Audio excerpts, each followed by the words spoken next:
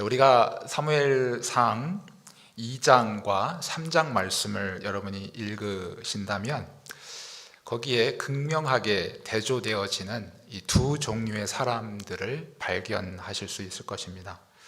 그 한 사람은 바로 사무엘이고요. 또 다른 한 종류의 사람은 바로 엘리와 그의 아들들이다 하는 것입니다. 이것은 마치 이제 사무엘상을 조금 더 읽어 보시면 뒤쪽에 이 사울의 가문과 그리고 다윗의 가문을 서로 대조해서 소개해진 부분이 있습니다. 사울은 이스라엘의 초대 왕으로 하나님께 기름 부음을 받았죠. 그가 처음에는 겸손한 사람으로 하나님 앞에 세워졌으나 시간이 가면 갈수록 그는 하나님을 두려워하기보다 백성의 비위를 맞추는 왕이 되었고 또 세상을 따라가는 그러한 사람이 되었습니다. 그러므로 결국 하나님께 버림을 받는 비참한 인생을 살게 되었던 거죠. 그의 반면 다윗은 그의 인생 가운데서 부족한 점이 없었던 것은 아니죠. 실수가 분명히 있었고 또 그도 분명히 하나님 앞에 범죄한 부분도 있었습니다. 하지만 그의 중심 가운데는 하나님께서 나를 왜 왕으로 세우셨는가? 그것은 바로 하나님의 백성들이 어떻게 하면 하나님을 잘 섬길 수 있을까? 바로 이것이 왕이 하는 역할이다라고 하는 것을 그가 항상 잊지 않았다 하는 사실입니다. 그러므로 그는 하나님의 마음에 합한 자로서 아름다운 하나님의 거룩한 나라의 일을 감당했던 그러한 모습, 이 두 종류의 모습이 이제 비교하면서 대조되어서 우리에게 소개되어지고 있습니다. 다시 이제 사무엘상 2장과 3장으로 돌아와서 우리가 이 사무엘과 또 엘리의 두 아들들의 그 대조되는 부분을 한번 살펴볼 필요가 있습니다.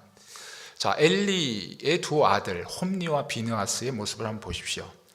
자, 그들은 성전에서 하지 말아야 될 일들을 하게 되었죠. 자, 이러한 사실들을 그의 아버지 엘리가 보고서도 듣고서도 자, 엘리의 반응은 더 우리를 황당하게 만들죠. 그 아들들의 잘못된 행동을 징계하거나 또는 그 일이 얼마나 심각한가 하는 것을 전혀 깨닫지 못하고 있다 하는 사실입니다. 여러분, 최근에 학교 폭력이라고 하는 그러한 이슈가 나와서 유명한 연예인들이나 또는 운동선수들이 거기에 가담되어졌다 하는 이야기들을 들으셨을 것입니다. 거기에 관련되어져서 피해자들이나 또는 그것을 조사하는 사람들의 말에 의하면 자, 학교 폭력, 다른 사람을 괴롭히는 것이죠. 자, 다른 사람을 괴롭히는데 전혀 거기에 어떤 죄책감이 없다는 것이죠. 이것이 잘못되고 이것이 심각한 죄악이다라고 하는 의식이 가해자들에게는 전혀 없다라고 하는 사실입니다. 또 최근에 새 모녀 살인 사건을 여러분이 또 들으셨을 것입니다. 용의자라고 해야 되나요? 그 사람이 그 범행을 저지르고 나서 그 범행 장소에 3일 동안 머물러 있었다. 자, 그 이야기를 들으면서 정말 놀라지 아니할 수 없습니다. 인간이 이렇게까지 악할 수가 있을까라는 생각을 하면서도 전문가들의 이야기를 들어보면 자, 그 사람이 그 범행 장소에서 3일 동안 머물러 있었던 것은 아마도 사냥꾼이 어떤 사냥을 포획한 이후에 그 만족감을 누리고 있었을 것이다. 자, 이렇게 전문가들이 진단하는 것을 듣게 되었습니다. 세상 사람들이 하나님을 알지 못하고 두려워하지 않기 때문에 그러려니 하고 넘어갈 수도 있을 것인데요. 우리 교회 안에서는 어떻습니까? 우리 교회를 말하는 건 아닙니다. 우리 점촌 제일교회를 말하는 건 아니고 여러분 오해 없이 들으시길 바라겠습니다.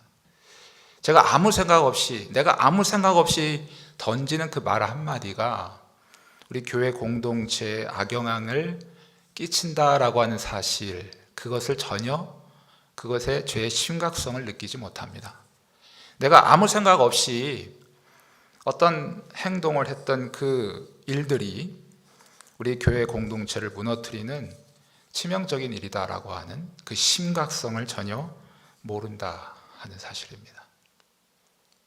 여러분, 엘리의 두 아들이 이렇게 교회 성전 안에서 하지 말아야 할 끔찍한 일을 저질렀음에도 불구하고 엘리는 왜 그 아들들에게 징계하지 않았을까요? 그 죄의 심각성을 느끼지 않았을까요?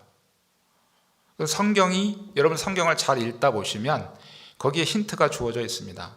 자, 엘리의 눈이 점점 어두워졌다라는 표현을 하고 있습니다. 여러분, 사람이 나이가 들면 시력도 약해지죠. 눈도 어두워지고 잘 보이지 않는 것이 자연적인 것입니다. 이 자연적인 생리적인 형상을 성경이 그렇게 얘기하고 있는 것은 아니죠. 이것은 바로 영적으로 어두워져 가는 엘리의 그 영적인 상황을 말해주고 있다 하는 사실입니다.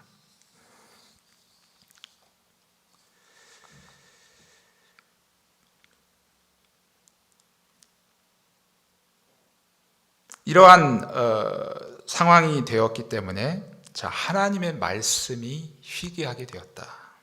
그래서 하나님이 말씀하셔도 그것을 들으려고 하지 않았다는 거죠. 전혀 관심이 없었습니다. 하나님이 과연 성경에 그런 본문이 나와 있지 않지만 하나님이 그 아들들의 죄악들을 보시며 그 아버지에게 말씀하지 않으셨을까요? 분명히 말씀하셨을 것입니다. 그러나 엘리의 영적인 눈이 어두워져 있고 또 다른 곳에서는 그가 비둔하다라는 표현을 하고 있거든요. 굉장히 영적으로 둔한 상태이고 민감하지 않은 상태였기 때문에 하나님이 말씀하셔도 전혀 그것을 느끼지 못하는 거죠. 또 그 말씀을 들으려고 하는 관심조차도 없는 것이죠. 그러한 상황 가운데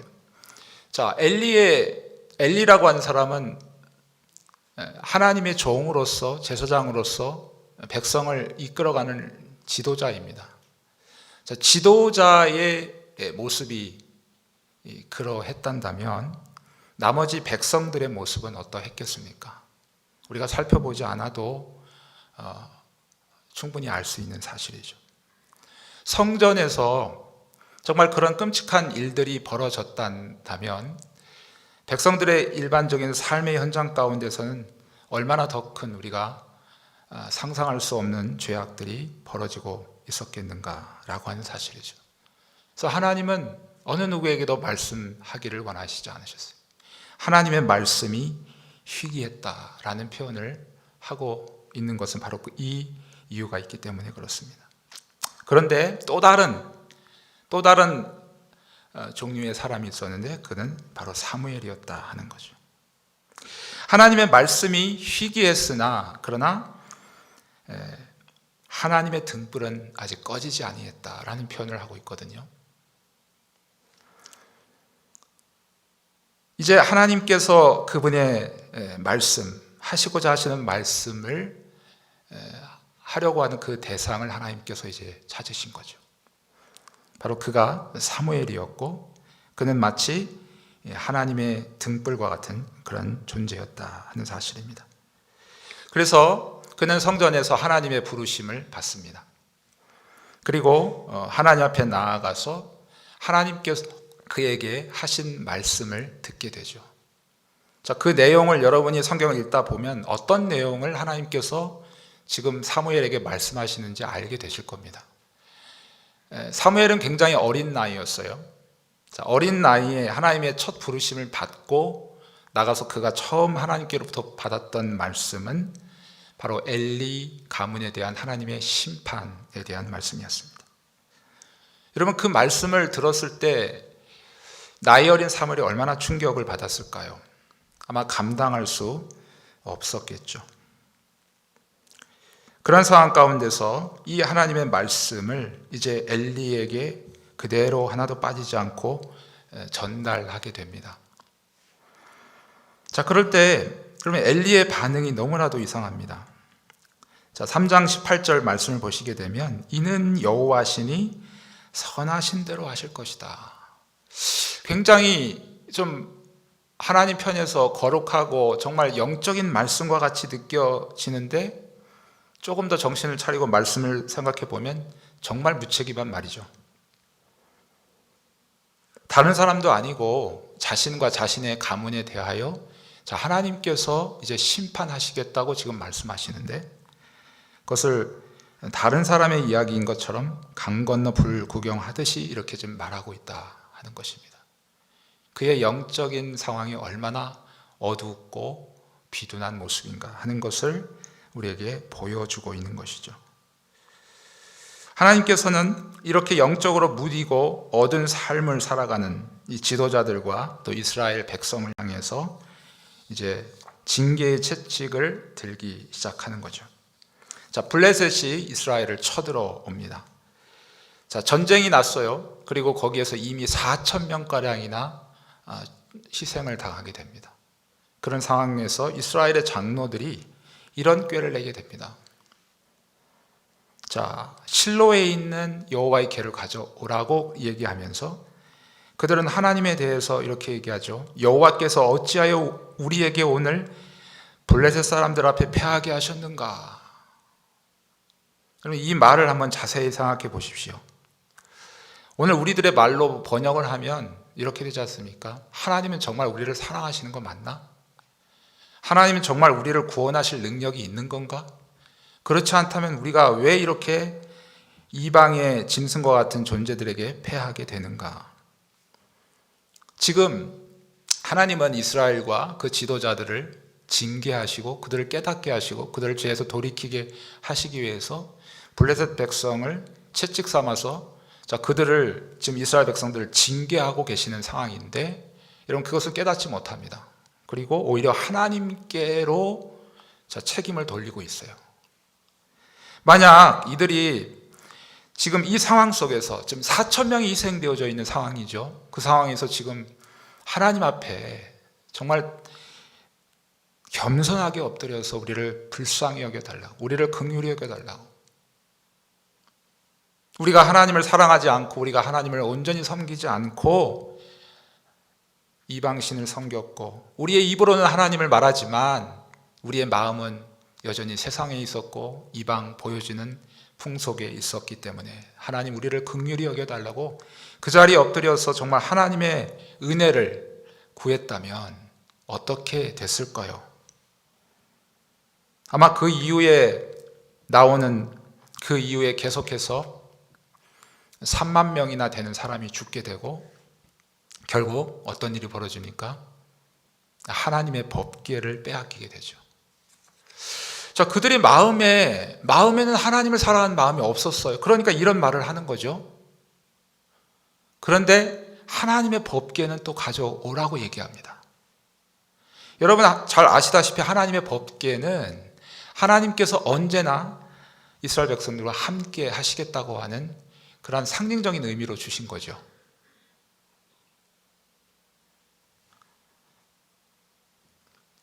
이들이 하나님을 사랑하지 않으면서 하나님에게는 마음이 없으면서 이스라엘의 이 법궤를 가지고 전쟁에 나아가서 승리를 받았다는 것은 이것은 우리 한국 사회에서 보면 부적과 같은 그거와 뭐 다릅니까?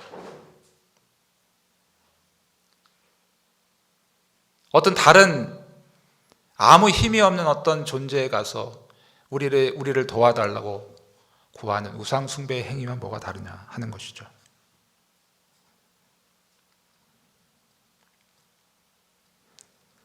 그들은 결국 블레셋과의 전쟁에서 처참하게 패하게 되죠.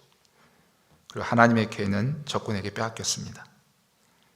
그리고 하나님께서 사무엘에게 말씀하셨던 것처럼 그 아들 홈니와 비느하스는 그 전쟁에서 함께 죽임을 당하고 엘리는 이 모든 소식을 듣고 충격을 받았는지 결국 목이 부러져 죽습니다. 그리고 그의 며느리도 아이를 낳다가 죽게 되어지죠. 자, 하나님의 궤는 이제 블레셋 적군의 손에 들어가서 자, 신다곤의 신전에 놓이게 됩니다. 블레셋 사람들은 하나님의 기회를 그들이 얻었으니 정말 우리에게 완전한 승리가 있을 것이다. 야, 진짜 진정한 신은 우리의 다곤 신이다라고 아마 여겼던 것 같아요. 그래서 다곤 신전에 갔다가 하나님의 기회를 갖다 놓았습니다. 그런데 이상한 일이 벌어졌죠. 그 다곤 신전 앞에서, 그 신전 안에서 다곤의 머리와 두 손목이 잘린 채 몸뚱이만, 몸지방이 남아있게 됩니다. 그리고 이제 역병이 시작이 돼, 독종이 발하기 시작을 하는 거죠. 그래서 이 지역에서 독종이 발하니까 다른 지역으로 옮겨 보냅니다. 근데 그 지역에서 또 독종이 발하죠. 또 다른 지역으로 옮겨 발합니다. 도저히 안 되겠다. 이것을 다시 이스라엘을 땅으로 돌려보내야 되겠다. 블레셋에 있은 지 7개월 만에 하나님의 궤가, 이제는 법궤가 다시 이스라엘 땅으로 돌아가게 되죠.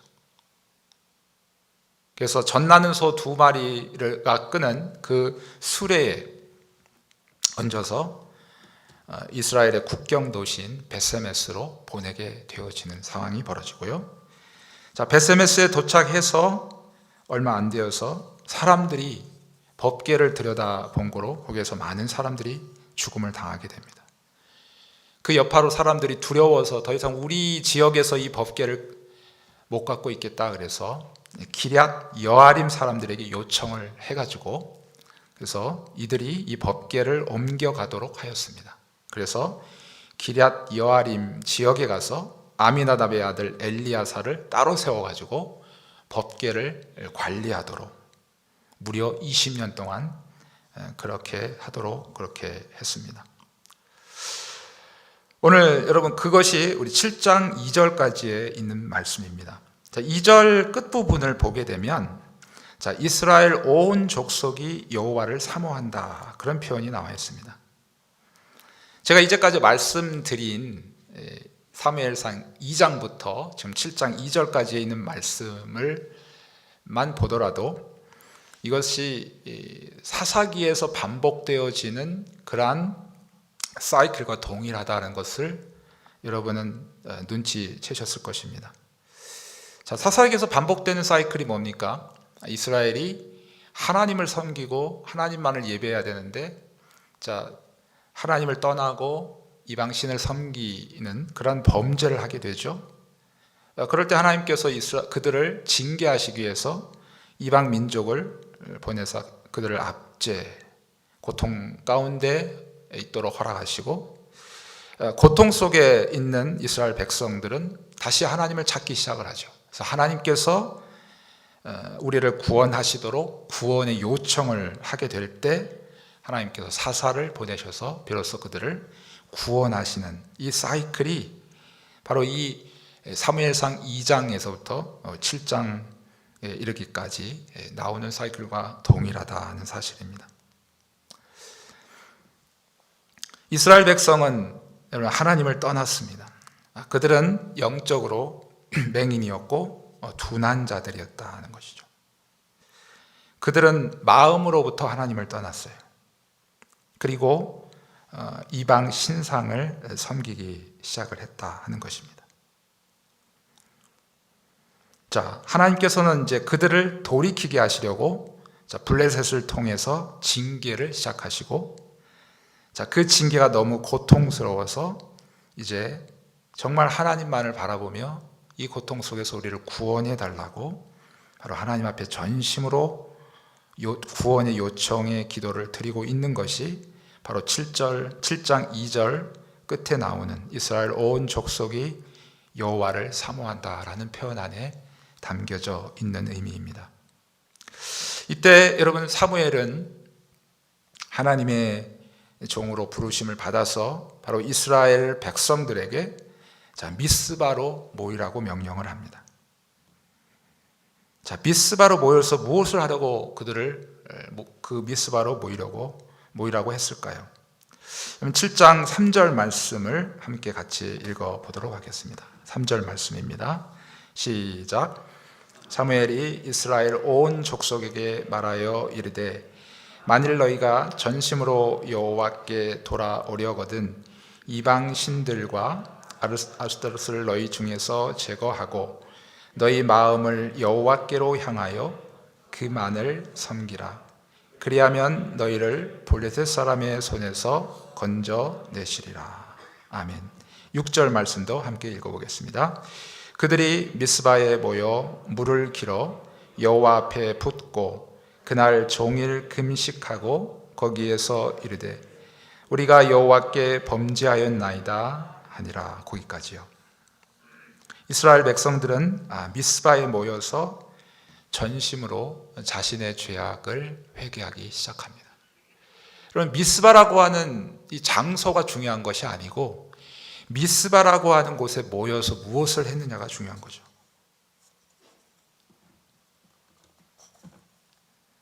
사랑하는 성도 여러분, 오늘 오전에 우리 담임 목사님께서 광고를 해 주셨듯이 우리가 앞으로 2주 후부터 7주간 영적 백신 치유와 회복의 캠페인을 가지려고 합니다. 어떤 분은 이 광고를 들으시면서 이런 생각을 하신 분이 있을 수 있을 것 같아요. 지금 600명대, 700명대 나오고 4차 유행이 지금 시작된다고 하는 마당에 이것을 꼭 해야 될까? 라고 하면서 두려움의 마음을 갖고 계신 분이 있으시지는 않습니까? 그럼 오늘 말씀을 기억하시면서 두려움을 떨쳐내시기를 바라겠습니다. 여러분, 이 코로나가 언제 종식될 거라고 생각하십니까? 세상 사람들은 이렇게 생각하죠. 자, 백신이 이제 개발되었으니까, 자, 백신이 전 국민의 70%, 80% 맞춰지게 되고, 그래서 항체가 생겨서 소위 말하는 집단 면역이 생길 때, 자, 그때 코로나가 종식될 것이다 라고 세상 사람들은 얘기를 하는데, 여러분들도 그렇게 과연 생각하십니까? 오늘 여러분, 이 우리에게 주신 말씀을 생각할 때 오늘 말씀을 통해서 우리가 깊이 묵상한다면 이것은 우리의 인간적인 방법으로 해결할 문제가 아니죠. 하나님께서 우리에게 요구하시는 것이 뭘까요? 특별히 하나님께서 믿는 하나님의 택함 받았다고 하는 저와 여러분에게 요구하는 것이 뭘까요? 단순합니다. 너무나도 복잡한 걸 요구하지 않습니다. 하나님의 백성은 오직 하나님만을 생각하고 하나님만을 섬기고 하나님만을 사랑하고 그분만을 의지해야 되는 거죠. 근데 오늘 본문에서도 보듯이 그들이 겉으로는 하나님을 얘기하지만 그들의 마음으로부터 멀어져 갔어요. 그들의 마음에는 하나님이 없는데 겉으로는 하나님을 찾고 있습니다. 마음이 없는 하나님을 찾는 행위는 바로 종교적인 행위죠.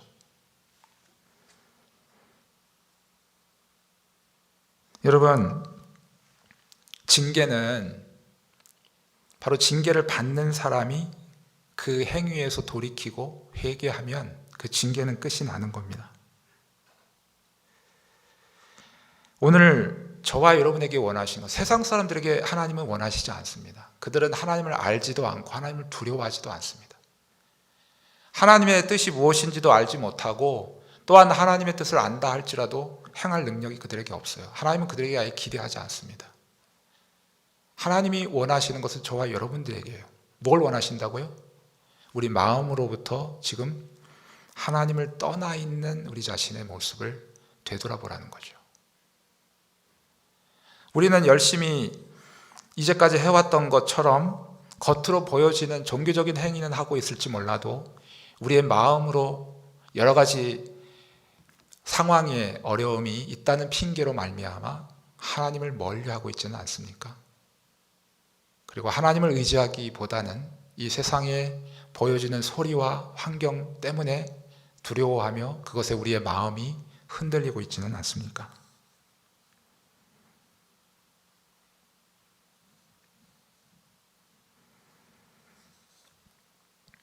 여러분, 하나님께서 우리에게 주시는 징계를 아까 제가 말씀드렸듯이 빨리 그것을 깨닫고 그것을 오늘 미스바에 모였던 이 이스라엘 백성들처럼 전심으로 하나님 앞에 때로는 금식하며 자신들의 죄를 돌아보고 하나님 앞에 회개하게 되었을 때 하나님께서 그 상황을 바꾸어 주시는 것을 보게 됩니다. 이것이 우리가 문제를 해결하는 방법이에요. 근데 여러분, 인간적인 방법으로 이것을 해결하려다 보면 더 큰 문제에 봉착하게 되는 거죠. 이미 여러분 백신이 만들어졌지만 지금 문제가 되는 게 뭐죠? 변이 바이러스가 또 발견돼요. 기존에 만들어졌던 백신이 이제 거의 무용지물화 되어질 수도 있는 상황인 거죠. 이런 인간적인 것들에 우리의 마음을 빼앗기고 우리가 하나님을 향한 마음을 잃어버린다면 더 큰 문제에 봉착할 수 있다는 겁니다. 하나님께서 왜 이때에 우리 교회로 하여금 영적 백신 치유와 회복의 제7주간 캠페인을 하게 하실까요? 하나님께서 저와 여러분을 향한 뜨거운 사랑이 있기 때문이죠. 여러분, 이 기간을 통해서 이들이 미스바에 모여서 하나님 앞에 전심으로 회개하고 자신을 돌아보며 하나님 앞에 말로만 회개하는 것이 아니고 그들의 삶 속에서도 우상을 버리고 하나님 앞에 돌아왔던 그들의 진정한 삶의 모습처럼 오늘 우리 자신이 이 영적 백신 운동을 통해서 다시 한번 내 자신이 먼저 하나님 앞에 회복되어지고 치유되어지고 하나님을 사랑하지 않았던 나의 모습을 회개하며 그곳에서 우리가 진정으로 회개할 때 그것이 영적인 미스바의 현장이 되어질 것입니다.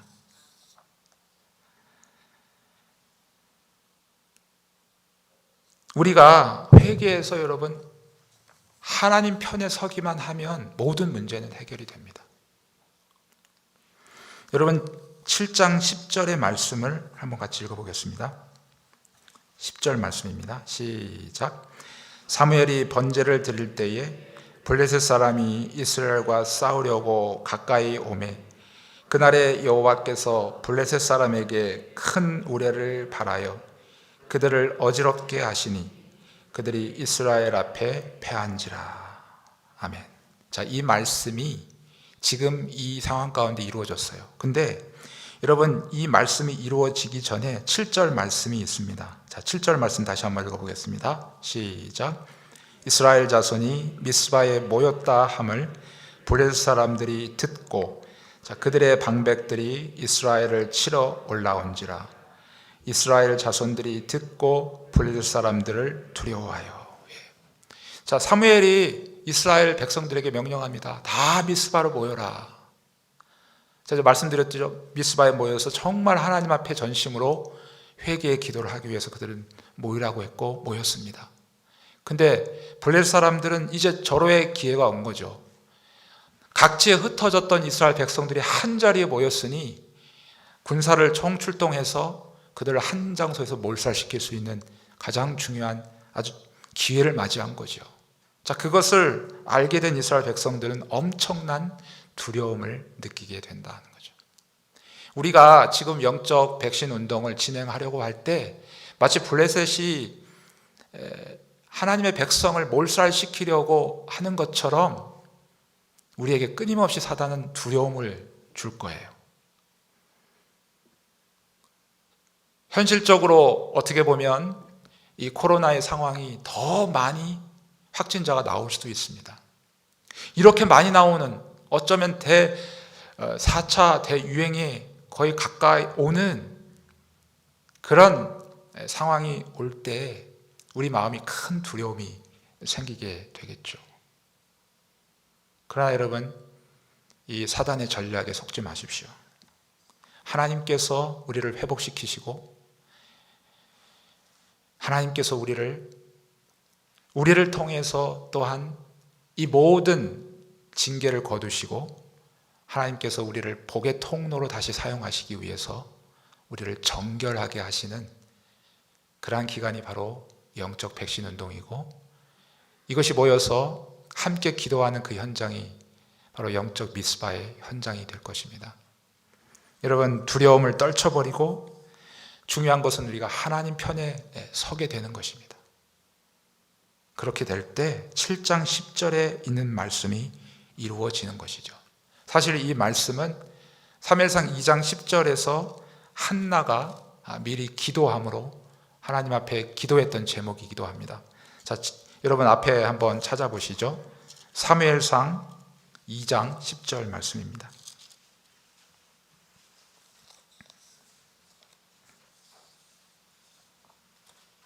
사무엘상 2장 10절 말씀 함께 읽겠습니다. 시작. 여호와를 대적하는 자는 산산이 깨어질 것이라. 하늘에서 우레로 그들을 치시리로다. 여호와께서 땅끝까지 심판을 내리시고 자기 왕에게 힘을 주시며 자기의 기름 부음 받은 자의 뿔을 높이시리로다 하니라. 아멘. 여호와를 대적하는 자. 자, 우리가 회개하지 않고 여전히 하나님의 말씀을 불순종하고, 그리고 우리의 말로는 하나님을 사랑한다 하면서도 마음으로는 하나님께로부터 멀리 떠나 있으면 하나님을 대적하는 자의 위치에 있을 수밖에 없습니다. 그러나 우리가 영적인 미스바의 현장으로 다시 모여서 우리 자신을 돌아보고 회개하고 우리의 삶을 바꿀 때 거기에 우리는 이제 하나님 편으로 서게 되는 것이고, 우리를 대적하려 왔던 모든 사단은 결국 우리를 대적하는 것이 아니라 하나님을 대적하는 결과가 되었기 때문에 결국 하나님을 대적하는 자는 어떤 일이 벌어진다고요? 산산이 부서질 것이다. 실제적으로 7장 10절 말씀에 여호와께서 우레를 말하시고 그들을 어지럽게 하시사 이스라엘 앞에서 패하게 하셨다. 하나님께서 이 놀라운 역사를 이루어 주셨습니다.